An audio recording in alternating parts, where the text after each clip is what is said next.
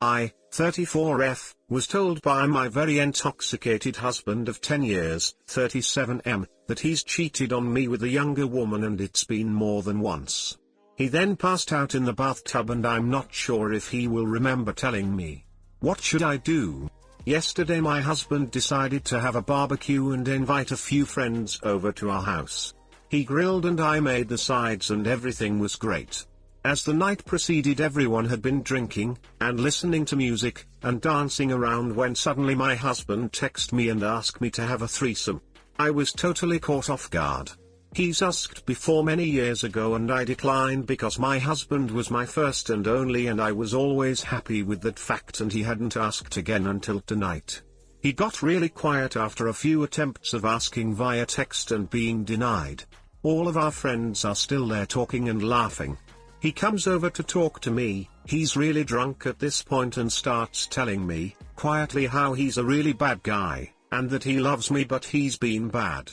My heart starts racing but I keep my calm and ask him what he is talking about. He tells me that he was at a bar recently and that he ran into an acquaintance of mine and she told him they couldn't hang because she was friends with my sister. I found the phrasing odd and I questioned him, were you trying to hang out with her? He said no, but was still acting like he had something else to say, so I probed him. Is that how you've been bad? He said no. I didn't know if I wanted him to tell me or not, but I asked anyway. He said he had been with a girl that he used to work with at another job and that she was 13 years younger than him, and said that it had gone on a while. I was shocked but I kept my cool since everyone was around and no one seemed to be aware that our conversation had taken a serious turn. I laughed it off and he asked me if I would still love him and how I felt about it. He seemed to hint that he wanted to be with her instead because he loved her too, or both of us. He seemed confused and incoherent. I laughed again and told him that I wasn't discussing this in front of everyone. The laughter was part nervous and part hope that no one has noticed or overheard. He went inside to the bathroom after that and fell into the bathtub, taking down all the bath products and shower curtains in the process. He then vomited on himself in the tub. Our friends left shortly after that. I rinsed him off with the shower head and left him there, and he slept there until a few minutes ago. I checked on him throughout the night.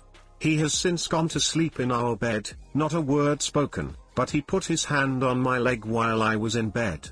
I got up and didn't say anything. We have 2 daughters. I didn't see this coming, although I probably should have. He is a good father and I thought he was good husband. He was my first and only serious boyfriend and we got married at 23F and 27M. I've never been on my own. I don't know what to do. I love him. Too long, didn't read. My extremely drunk husband confessed his infidelity to me last night and then passed out in the bathtub. I don't know if he will remember telling me. What do I do? Hey guys, please like, comment, and subscribe. It would really help me out, thanks. If he's passed out drunk, it's a good time to check out his texts and emails to see what he's been up to. He's given you reasonable doubt to check. Normally I don't condone it. He locks everything. That should have been a clue. Not necessarily.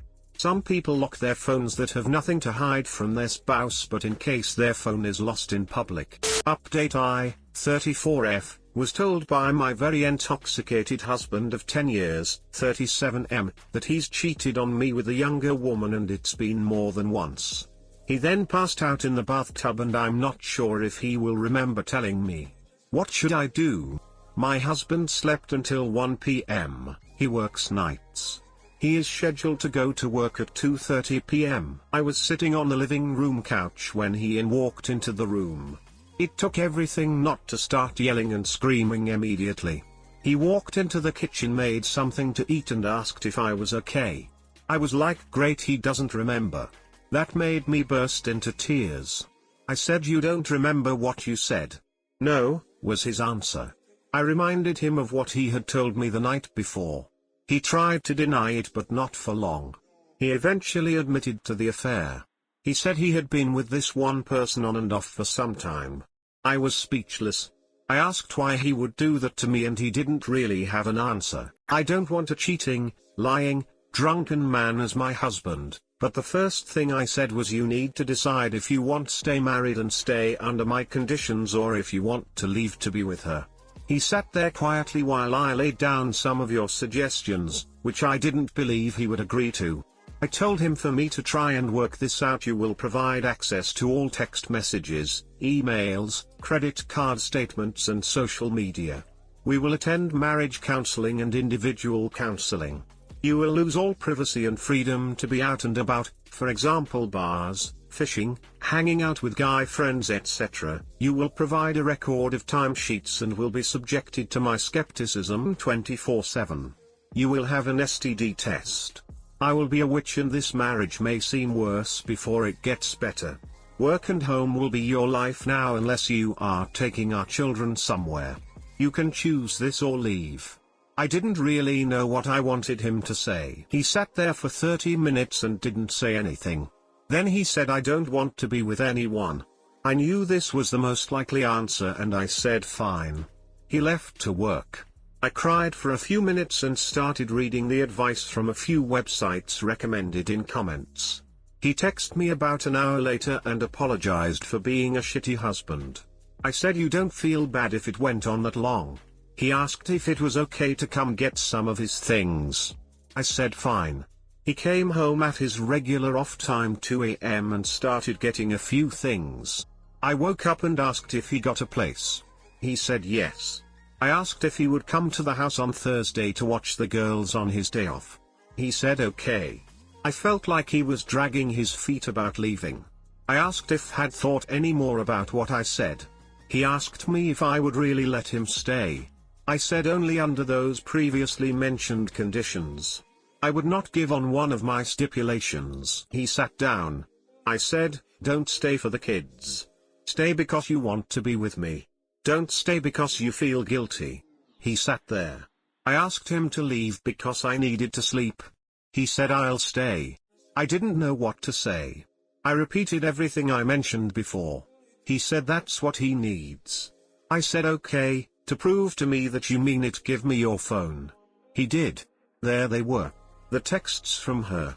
I read through some of them afraid of what I might find. I stopped reading and told him to text her right then and there that it was over. He texted, this is the last text you'll receive from me. I want to work on my marriage. She ended up messaging him on Facebook asking if it was really him. He said yes. She said good luck working on your fake marriage butthole. I told him he was sleeping on the couch. We went to sleep.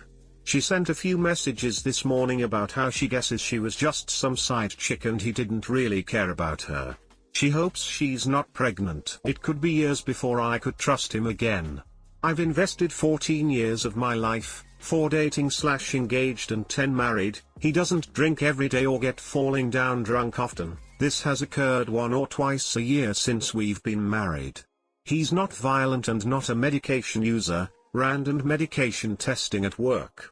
He has a good work ethic and has always provided well for our family. I don't know if I want to work it out. What I have managed to do this morning is to get proof of his messages. I took screenshots while he was sleeping and sent them to myself. Apparently, she wanted to get pregnant. That's definitely a deal breaker, transparency or not. I guess I'll find out soon enough. My plan is to get my ducks in order. I researched some local attorneys and found many do provide free consultations. I work and make a decent salary, but his salary is almost double of what I make. I would cover our bills but barely. I'm going to get my own credit card. I am going to pay down my debts faster and prepare for a life on my own. I have scheduled an appointment with my doctor for STD testing. Thanks for that suggestion. Things are really wide open at this moment. I'm on the fence. I'm not really sure what I will do, but at least I have a little more time to think about it. Thank you all so much for all of the genuine advice and your sympathy. I appreciate the links to the support forums. I have been reading them. Whatever I decide, I know many of you will not agree with my choice. It's just that, my choice, as many of you have made clear. I'm not a quitter, and I'm also not going to allow myself to be hung out to dry. Too long. Didn't read. My husband has agreed to work on our marriage and cut off contact with the mistress. He has agreed to full transparency and counseling, both marriage and individual. I haven't decided if I want to work it out, but have allowed myself more time to make good luck. You sound like you have a plan and a backbone. Many women who stand by their man do it with fear and insecurity, but you seem to know what you're doing. And with that, it means you'll come out a winner no matter how your marriage goes. Also, what moron plans on deliberately getting a child with a guy who's married? Better get an STD test for yourself too. Don't make more kids with this guy. I wish you all the strength to deal with this situation. I would definitely involve a lawyer on all of this before he deletes all evidence. Make screenshots, get copies of the mails to your account. In case you divorce at one point, you will have the better standing. I don't know if I could forgive my partner if he would do that to me, but I hope whatever you do, you follow your heart and do what is best for you. All the best. My 33M wife, 35F, of 7 years, thinks everything is a threat to our marriage and demands I remove it from my life entirely. If pressed, she'll say something like, "I'm not saying you can never see your family / spend time with friends / play video games, you just need to do it at the right time." But it's never the right time.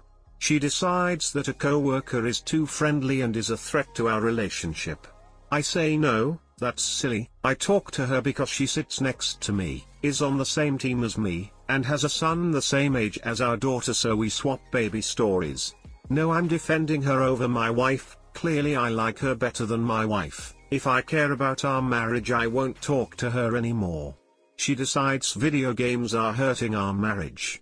I play a few hours a week, tops. I'd love to play more, and play with her co-op, but she interferes aggressively if I try to play and she's awake. I tried to play with a male co-worker. I care more about friends than family. I try to play with a female co-worker. Oh god, I am playing video games with other women instead of spending time with my wife. I never actually played with the female co-worker. I want to play with my daughter. She yells at me for corrupting her and throws my 3Ds across the room and tells me if I care about our relationship I'll destroy it. She's had a lot of hard times, my mom knows it. My mom is worried about her, and we have a lot of private conversations about how to help her. Now I am conspiring against her with my mom, who is trying to ruin our marriage. So far from fact. If I care about my wife, I'll ignore my mom and not let her see her granddaughter. Ditto that for my brother. These are just a few examples. I've sat down with her and told her that she's interpreting things all wrong. She says I'm just calling her crazy and I need to listen to her. I say I am listening, and I do care, but she's just plain wrong. She won't go to a therapist because I just want someone on my side, conveniently ignoring that if I was wrong the therapist wouldn't be on my side. Not to mention therapists don't take sides at all ideally. I just don't know what to do. Any ideas, internet? Oh god, I'm asking the internet. Too long. Didn't read equals every friend / family / hobby I have is a threat to our relationship and I need to remove it from my life if I care about our marriage. Edit. Wow, lots of feedback. Thank you everyone. I did read the No More Mr. Nice Guy and I think that hit a lot of nails right on the head for me. Well, except the one about being in a monogamous relationship with my mother. My mom and I get along fine, but we aren't super close by any means. In fact, I've been making her cry almost constantly for the last couple years because I'm listening to my wife and ignoring my mom. But I do put my wife on a pedestal and believe that I'll be happy if I make her happy. I do habitually lie about things I'm ashamed of. Mostly whenever I'm sad I eat too much and then lie about it. She caught me a few times and said that's how I cheat on her, and if I lie about that I'll lie about other things. So I guess I can kind of understand that, but she didn't trust me long before any of that. I think if I take control of my eating and workout habits, a lot will improve. Focusing on things I want will definitely be a refreshing change. We're going to Retrivy this weekend, so we'll see if anything comes of that. I do have an exit strategy planned if I decide to leave her. I replied to someone in a comment that at one point I did tell her that I didn't love her anymore and was ready to discuss the terms of our separation. She was really nice for about a day, then it was back to accusing me of only doing that because my mom advised me to. I hadn't been talking to my mom at all. She's isolating you from your hobbies. She's isolating you from your friends. She's isolating you from your family. She throws things when she is angry. She doesn't want to get help.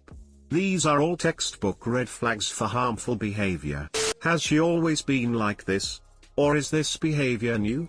It's become more pronounced, but looking back, the early signs were there in every step of our relationship going back to dating.